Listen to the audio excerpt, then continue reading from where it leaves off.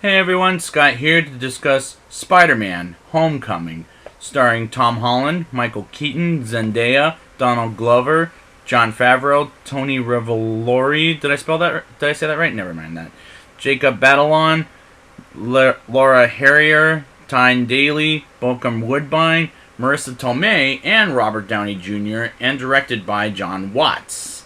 Now, there's going to be some reactions that I do remember from seeing this in movie theaters last summer, of 4th of July weekend of when this movie came out. So let's just get right into this. Adrian Toomes, played by Michael Keaton, and his crew clean up the mess that happened in Avengers 1 in 2012 and gets kicked out by the Stark Industries damage control, and Toomes gets an idea of not giving the Stark Industries the alien technology, and they do it for 8 years and would make it from 2012 all the way to the year of 2020, when the events of Captain America Civil War and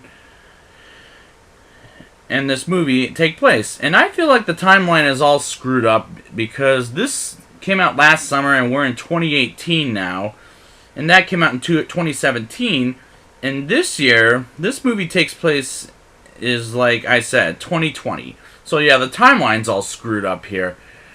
Peter Parker, aka Spider-Man, returned by Tom Holland after Civil War, is just an innocent 15-year-old 10th grader in this movie, which fits him very well because he's not only 20 years old, believe it or not, in real life, and he is the Spider-Man, and I can connect with him because Tobey Maguire and Andrew Garfield were a little too old for the part of Peter Parker / Spider-Man in the time. So in my opinion, he's the best Spider-Man out of any of them.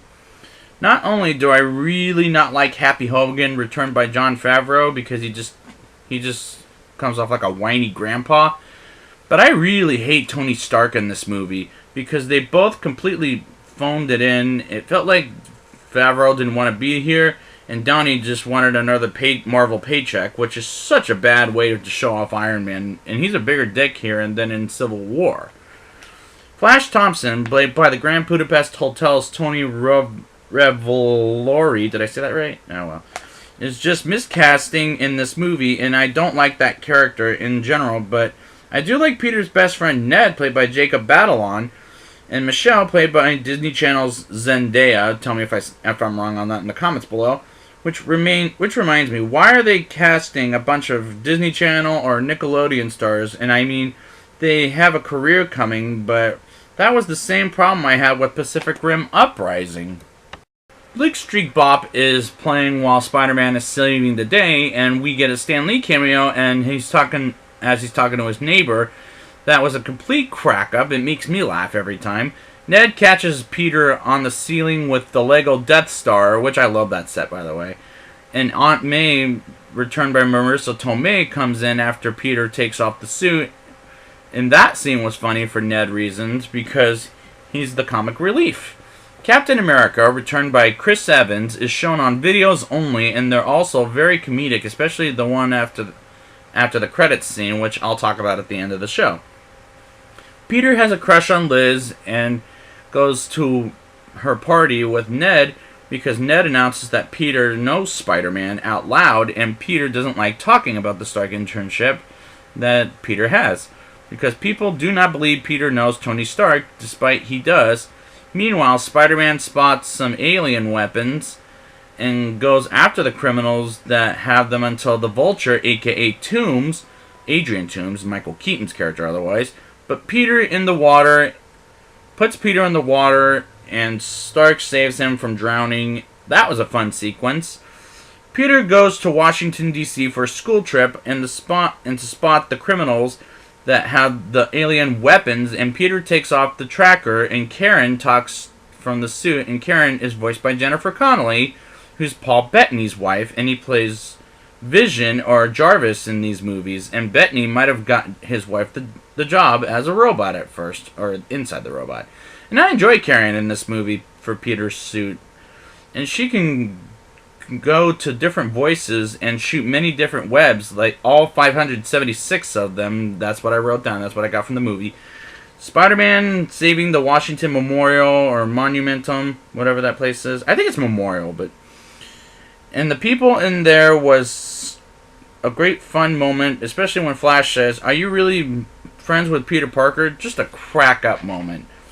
Peter finds Aaron Davis, played by Donald Glover, and interrogates him in a voice, well, not his own voice, but the robot voice. I found hysterical to find the Vulture on a ship that's full of civilians, and on the ship is a guy who will become one of Spider-Man's villains named the Scorpion. And the Vulture, aka Tomb, starts the ship to almost sink, while Spider-Man saves it and doesn't succeed until Iron Man comes in to save the day, and Tony is again acting like a dick about it. I really like that sequence until Tony/Iron Man comes to be a dick, and Peter and Infinity War is going to have to work very hard for me to like Iron Man again, because as far as the team up movies goes, or any of the other character solo movie goes, I really hate Iron Man in the other person's movies and team up movies in general, because he just doesn't play it well with others. And that's what he said in Avengers 1, and that's what remains true here.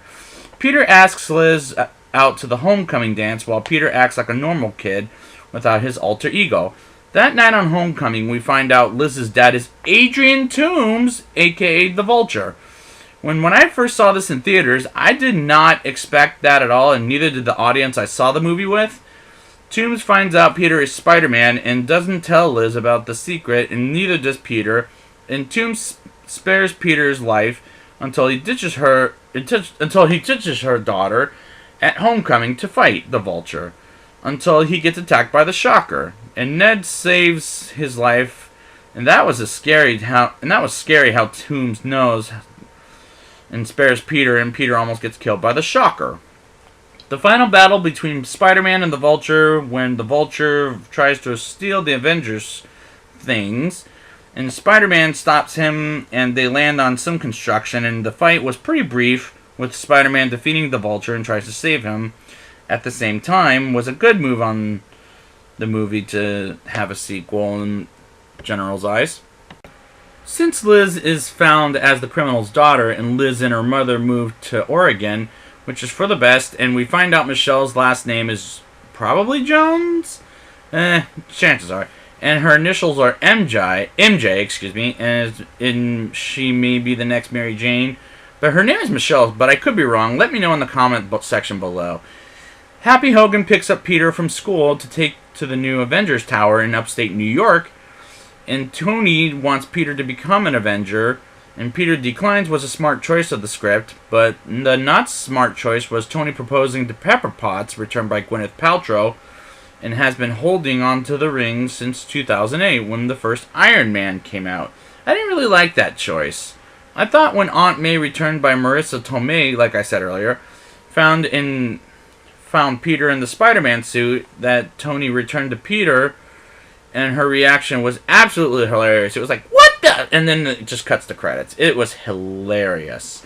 But during the credits scene is the Scorpion telling Toomes in a prison and wants the head of Spider-Man, and setting up a sequel is a good setup for the sequel. The second after credits scene is Captain America talking about patience, saying there's nothing but disappointment after the credits, and that was hysterical to me.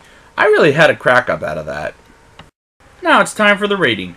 I'll give this movie a 8.9 out of 10. Tom Holland may be the best Spider-Man to date. There were times when the movie was absolutely hilarious, including Ned. I had a lot of fun with this movie, and if you're tired of Spider-Man and need a good Avengers movie, then that's comedic, this is the movie for you. This is a better Spider-Man than Tobey Maguire and Andrew Garfield, might I point out. So, I would like to thank you guys for joining me, and next week I will be back with Thor Ragnarok. And until next time, Avengers Assemble!